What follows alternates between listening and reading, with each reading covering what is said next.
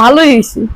না, বেনারসিটা খুবই সুন্দর হয়েছে, তোমার একেবারে অনেক সুন্দর মানাইবো, তোমার গায়ের সাথে তুমি পরলে বেনারসিটা খুব ফুটটা থাকবে একবারে, অনেক সুন্দর লাগতেছে, বুঝছো?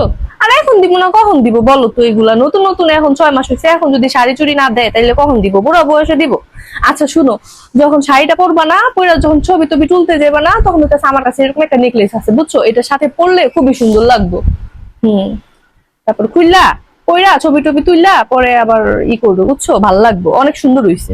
হ্যাঁ, দেখে বোঝা যাইতাছে দামি। আর শুনো, এটা যে এখন আনছো, মারে বলার দরকার নেই, এটা আলমারির ভিতরে ঢুকাইয়া থিয়া দাও, পরে বাইর করবা।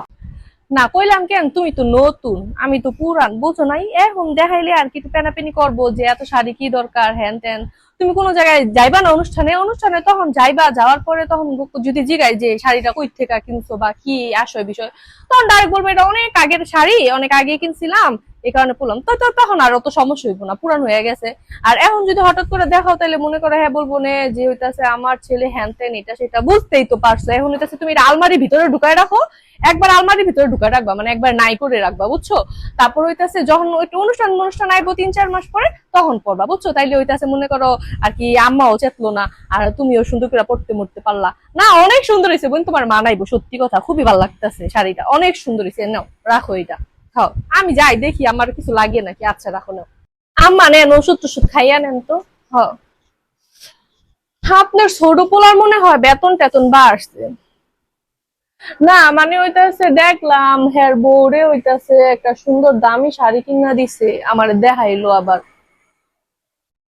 দাম বেশি না, মাত্র 6,000 টাকা, সুন্দরী শাড়িটা, লাল কালারের ভিতরে, অনেক সুন্দর, ভালোই লাগলো। হ্যাঁ। না আমি কি কম, আপনার বড় ছেলে তো মনে করেন বেতন একটু বাড়লে হইতাছে যে এই ওষুধের টাকাটা আপনার 500 বেশি দেয়। আর আপনার ছেলে মাত্র 2 মাস না 6 মাস বিয়ে হইতে না হইতেই আপনার বড় ছেলে এখন হইতাছে বউরে শাড়ি কিনা দেয়। বুঝলাম না মা, কি করবো? আমিও আপনার বউ আর হেডও আপনার বউ। এই যে শাড়িটা যে আনলো, একটু দরকার ছিল না একটু আপনারা দেখানের যে আম্মা? আবার কইতাছে না এখন শাড়ি মাড়ি দেখাইতাম না। আমি তো বললাম যে আমার একটু দেখাই আসি চলো।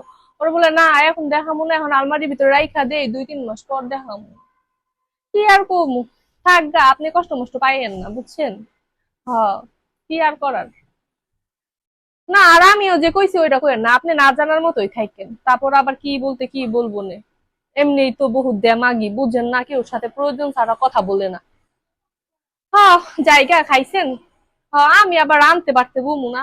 ম্যাডামে তো ম্যাডামে তো কিছুই করে না, ম্যাডামে তো খালি মোবাইল